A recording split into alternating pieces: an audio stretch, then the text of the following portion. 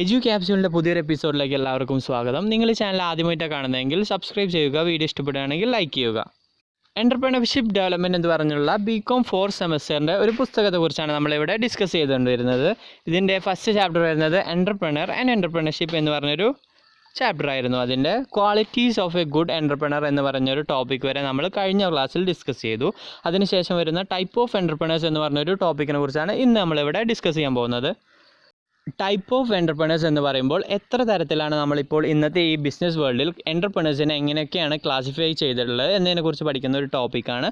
അപ്പോൾ അതിൻ്റെ first classification വരുന്നത് classification on the basis of business, അതായത് ബിസിനസ്സിൻ്റെ തരത്തിൽ എങ്ങനെ നമുക്ക് എൻ്റർപ്രണേഴ്സിനെ ക്ലാസിഫൈ ചെയ്യാം എന്നതാണ് നോക്കുന്നത്.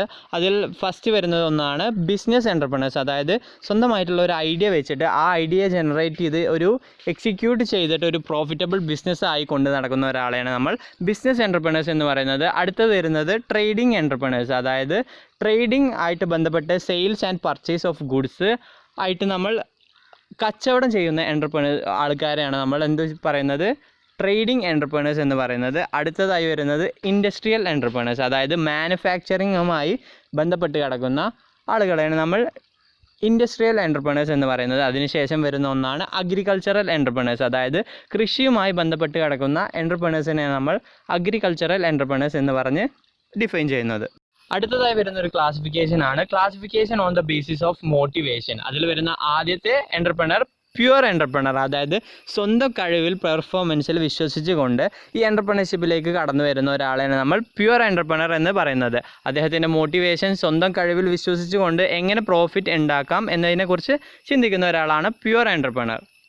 രണ്ടാമത് വരുന്നത് ഇൻഡ്യൂസ്ഡ് എൻ്റർപ്രണർ, അതായത് ഗവൺമെൻറ്റിൽ നിന്നോ അല്ലെങ്കിൽ മറ്റ് ഇൻസ്റ്റിറ്റ്യൂഷനിൽ നിന്നോ ഒക്കെ കിട്ടുന്ന ബെനിഫിറ്റ് ആഗ്രഹിച്ചുകൊണ്ട് ഈ എൻ്റർപ്രണർഷിപ്പിലേക്ക് കടന്നു വരുന്ന ആളുകളെയാണ് നമ്മൾ ഇൻഡ്യൂസ്ഡ് എൻ്റർപ്രണേഴ്സ് എന്ന് പറയുന്നത്. അടുത്തതായി വരുന്നത് മോട്ടിവേറ്റഡ് എൻ്റർപ്രണേഴ്സ്, അതായത് സ്വന്തമായിട്ടുള്ള ടെക്നിക്കലും പ്രൊഫഷണലുമായിട്ടുള്ള സ്കിൽസിനെയും എക്സ്പെർട്ടൈസിനെയും പുതിയൊരു രീതിയിലേക്ക് കുറച്ചുകൂടെ ഉപകാരപ്രദമായി കൈകാര്യം ചെയ്യണമെന്ന് ആഗ്രഹിച്ചു വരുന്ന ആളുകളെയാണ് നമ്മൾ മോട്ടിവേറ്റഡ് എൻ്റർപ്രണേഴ്സ് എന്ന് പറഞ്ഞ് ഡിഫൈൻ ചെയ്യുന്നത്. അടുത്തതായി വരുന്ന ഒരു ടൈപ്പാണ് സ്പോണ്ടേനിയസ് എൻ്റർപ്രണേഴ്സ്, അതായത് സ്വന്തമായിട്ടൊരു സെൽഫ് എംപ്ലോയ്മെൻറ്റ് അല്ലെങ്കിൽ ജോലിയിലുള്ള തൻ്റെ താല്പര്യം അല്ലെങ്കിൽ മികവിനെ ആളുകളിലേക്ക് എത്തിക്കാൻ വേണ്ടിയിട്ട് ആ ഒരു മോട്ടിവേഷനുമായി വരുന്ന ആളുകളെയാണ് നമ്മൾ സ്പോണ്ടേനിയസ് എൻ്റർപ്രണേഴ്സ് എന്ന് പറഞ്ഞ് ഡിഫൈൻ ചെയ്യുന്നത്. ഇനി ഇതിൽ വരുന്ന അടുത്തൊരു ക്ലാസിഫിക്കേഷനാണ് classification on the basis of stages of development. ഇതിനെ മൂന്നായിട്ട് തരം തിരിച്ചിട്ടുണ്ട്. ഒന്ന് ഫസ്റ്റ് ജനറേഷൻ എൻ്റർപ്രണേഴ്സും, രണ്ടാമത്തത് മോഡേൺ എൻ്റർപ്രണേഴ്സും, മൂന്നാമത് വരുന്നത് ക്ലാസിക്കൽ എൻ്റർപ്രണേഴ്സും. ഈ ഒരു ഭാഗത്തുനിന്ന് നമുക്ക് ചോദിക്കാൻ സാധ്യതയുള്ള ഒരു മറ്റൊരു ക്വസ്റ്റ്യൻ ആണ് ഡിഫറൻഷിയേറ്റ് ബിറ്റ്വീൻ എൻ്റർപ്രണേഴ്സ് ആൻഡ് ഇൻട്രാപ്രണേഴ്സ്. അപ്പോൾ നമുക്ക് എഴുതാം എൻ്റർപ്രണേഴ്സിൻ്റെ താഴെ ഹീസ് ഇൻഡിപെൻഡൻറ്റ്. എൻ്റർപ്രണേഴ്സ് എപ്പോഴും ഇൻഡിപെൻഡൻ്റ് ആയിട്ട് സ്വതന്ത്രമായിട്ട് ഡിസിഷനൊക്കെ മേക്ക് ചെയ്യാനും ബാക്കിയുള്ള ഓർഗനൈസേഷൻ്റെ കാര്യങ്ങളൊക്കെ മുന്നോട്ട് കൊണ്ടുപോകാനുള്ള ഇൻഡിപെൻഡൻസി, അതായത് സ്വാതന്ത്ര്യം എൻ്റർപ്രണേഴ്സിന് എപ്പോഴും ഉണ്ടാവും. അടുത്ത് വരുന്നത് he can take all the profit of the business. ഈ ബിസിനസ്സിൽ നിന്നും കിട്ടുന്ന എല്ലാ തരത്തിലുള്ള പ്രോഫിറ്റും എൻ്റർപ്രണേഴ്സിന് എടുക്കാനുള്ള അവകാശമുണ്ട്. മൂന്നാമത് വരുന്നത് he have to bear the risk of all risk of the business, അതായത് എല്ലാ തരത്തിലുള്ള ബിസിനസ്സിൻ്റെ റിസ്ക് എൻ്റർപ്രണറിൻ്റെ ചുമതലയാവും. നാലാമത് വരുന്നത് he operates from outside the business, അതായത് ബിസിനസ്സിൻ്റെ പുറത്ത് നിന്നിട്ടാവും എൻ്റർപ്രണേഴ്സ് എപ്പോഴും ചിന്തിച്ചിട്ട് ഇന്നോവേറ്റീവ് ആയിട്ടുള്ള ഐഡിയാസൊക്കെ ഉണ്ടാക്കുന്നത്. അടുത്തതായി വരുന്നത് ഇൻട്രാപ്രണേഴ്സിൻ്റെ പോയിന്റ്സ് നോക്കാം. എൻ്റർപ്രണേഴ്സിൻ്റെ ജസ്റ്റ് ഓപ്പോസിറ്റ് തന്നെയാണ് ഇതിൽ വരുന്നത്. He's semi independent. ഫസ്റ്റ് പോയിൻ്റാണ് ഹീസ് സെമി ഇൻഡിപെൻഡൻറ്റ്, അതായത് മുഴുവനായിട്ടുള്ള സ്വാതന്ത്ര്യമില്ലെങ്കിലും ഓർഗനൈസേഷൻ്റെ കാര്യങ്ങളൊക്കെ മുന്നോട്ട് കൊണ്ടുപോകാനുള്ള പാർഷ്യൽ ഇൻഡിപെൻഡൻസി നമുക്ക് ഇൻട്രാപ്രണേഴ്സിൽ കാണാം. രണ്ടാമത് വരുന്നത് he cannot take all the profit of the business, അതായത് ഈ ബിസിനസ്സിൻ്റെ മുഴുവനായിട്ടുള്ള പ്രോഫിറ്റുകളെല്ലാം എടുക്കാനുള്ള സ്വാതന്ത്ര്യം ഇൻട്രാപ്രണേഴ്സിന് ഉണ്ടാവില്ല.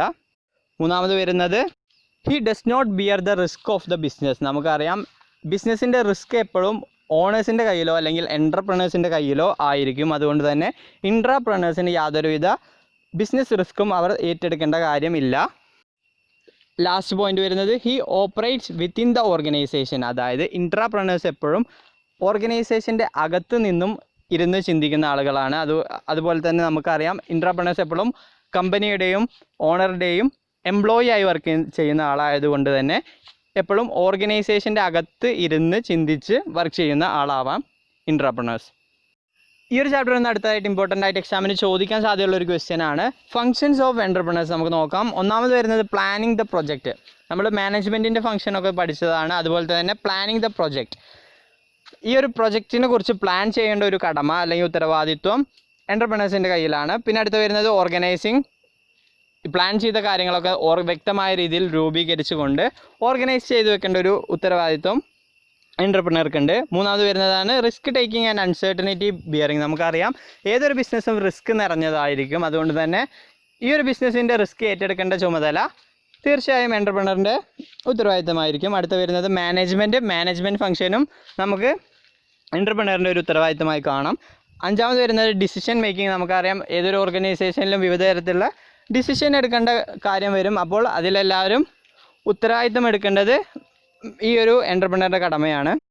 ആറാമത് വരുന്ന ഒരു പോയിൻ്റാണ് സെർച്ച് ഫോർ ദ മാർക്കറ്റ്. അതായത് ഈ ഒരു പ്രൊഡ്യൂസ് ചെയ്തിട്ടുള്ള അല്ലെങ്കിൽ മാനുഫാക്ചർ ചെയ്തിട്ടുള്ള പ്രൊഡക്റ്റിന് തക്കതായിട്ടുള്ള ഒരു മാർക്കറ്റ് കണ്ടുപിടിക്കേണ്ടത് ഒരു ചുമതലയും എൻ്റർപ്രണർക്കുണ്ട്. ലാസ്റ്റ് വരുന്ന ഒരു പോയിൻ്റാണ് ഡിസ്ട്രിബ്യൂഷൻ ഓഫ് ഇൻകം.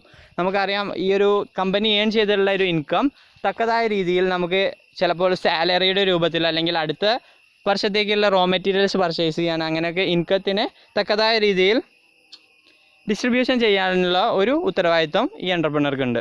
ഈ ഒരു ചാപ്റ്ററിൽ വരുന്ന മറ്റൊരു ടോപ്പിക്കാണ് role or importance of entrepreneurs in economic development. അതായത് നമ്മുടെ ഇന്ത്യയുടെയും അല്ലെങ്കിൽ ലോകത്തിൻ്റെയൊക്കെ സാമ്പത്തിക വളർച്ചയ്ക്ക് ഒരുപാട് കോൺട്രിബ്യൂട്ട് ചെയ്യുന്ന ആളുകളാണ് ഈ എൻ്റർപ്രണേഴ്സ്. അപ്പോൾ അവർ ഏതൊക്കെ തരത്തിലാണ് കോൺട്രിബ്യൂട്ട് ചെയ്യുന്നത് എന്ന് നമുക്ക് നോക്കാം. ഫസ്റ്റ് പോയിന്റ് വരുന്നത് providing leadership in the industrial development. നമ്മുടെ ഇൻഡസ്ട്രിയൽ ഡെവലപ്മെൻറ്റിനൊക്കെ വേണ്ടിയിട്ടുള്ള ലീഡർഷിപ്പ് തരാൻ വലിയൊരു കോൺട്രിബ്യൂഷൻ നൽകുന്ന ആളുകളാണ് ഈ എൻ്റർപ്രണേഴ്സ് എന്ന് പറയുന്നത്. അടുത്ത വരുന്ന പോയിൻ്റാണ് രണ്ടാമത്തെ പോയിന്റ്, ഇൻക്രീസിങ് പ്രൊഡക്ടിവിറ്റി. നമ്മുടെ രാജ്യത്തും ലോകത്തുമുള്ള പ്രൊഡക്ടിവിറ്റി അല്ലെങ്കിൽ പ്രൊഡക്ട്സിൻ്റെ ഒക്കെ അവൈലബിലിറ്റിയും മാനുഫാക്ചറിങ് ഒക്കെ കൈകാര്യം ചെയ്യുന്ന ആളുകളാണ് ഈ എൻ്റർപ്രണേഴ്സ് എന്ന് പറയുന്നത്. അടുത്ത പോയിൻ്റാണ് പ്രൊവൈഡിങ് എംപ്ലോയ്മെൻറ്റ്. നമുക്കറിയാം ഏതൊരു രാജ്യവും നമ്മളെ പോലെ ഡെവലപ്പിംഗ് ആയിട്ടുള്ള കൺട്രി ആയിട്ടുള്ള ഇന്ത്യ പോലെയുള്ള രാജ്യങ്ങളൊക്കെ നേരിടുന്ന ഒരു പ്രശ്നമാണ് അൺഎംപ്ലോയ്മെൻറ്റ് അല്ലെങ്കിൽ തൊഴിലില്ലായ്മ. ആ ഒരു പ്രശ്നത്തിന് പരിഹാരം ഒരു 100% നൽകുന്ന ആളുകളാണ് ഈ എൻ്റർപ്രണേഴ്സ് എന്ന് പറയുന്നത്. അതുകൊണ്ട് തന്നെ പ്രൊവൈഡിങ് എംപ്ലോയ്മെൻ്റ് ആണ് അടുത്ത പോയിന്റ്. അടുത്തതായി വരുന്നൊരു പോയിൻ്റാണ് പ്രൊമോട്ടിങ് ബാലൻസ്ഡ് റീജിയണൽ ഗ്രോത്ത്. അതായത് ഈ ഒരു ഇന്ത്യയിൽ തന്നെ നമുക്ക് നോക്കാം പല സംസ്ഥാനങ്ങളും പല രീതിയിലാണ് ഡെവലപ്പായി വരുന്നത്. അപ്പോൾ എല്ലാത്തിൻ്റെ ഒരു ബാലൻസ്ഡ് റീജിയണൽ ഗ്രോത്ത് അല്ലെങ്കിൽ എല്ലാ സംസ്ഥാനവും ഒരുപോലെ ഡെവലപ്പായി വരേണ്ട ഒരു കടമ ഏറ്റെടുക്കുന്ന ഒരു ആളുകളാണ് ഈ എൻ്റർപ്രണേഴ്സ് എന്ന് നമുക്ക് പറയാം. അടുത്ത പോയിന്റ് വരുന്നത് ഇൻക്രീസിങ് ദ എക്സ്പോർട്ട് ട്രേഡ്. അതായത് നമ്മുടെ രാജ്യത്ത് ഒരുപാട് മാനുഫാക്ചറിങ് ചെയ്തുകൊണ്ട് നമ്മുടെ ആവശ്യങ്ങൾ കഴിഞ്ഞതിന് ശേഷം കയറ്റുമതിക്കുള്ള പ്രൊഡക്ട്സ് എല്ലാം പ്രൊഡ്യൂസ് ചെയ്യുന്ന ആളുകളും ഈ ഒരു എൻ്റർപ്രണേഴ്സ് ആണെന്ന് നമുക്ക് പറയാം. അപ്പോൾ ഇതുവരെ നമ്മൾ പറഞ്ഞ കാര്യങ്ങളാണ് ഫസ്റ്റ് ചാപ്റ്ററിൽ പരീക്ഷയ്ക്ക് വരാൻ സാധ്യതയുള്ള ഭാഗങ്ങൾ. അപ്പോൾ നമുക്ക് ബാക്കിയുള്ള പോർഷൻസുമായി മറ്റൊരു വീഡിയോയിൽ കാണാം. അതുവരേക്കും ബൈ ഫ്രം എഡ്യൂക്യാപ്സ്യൂർ.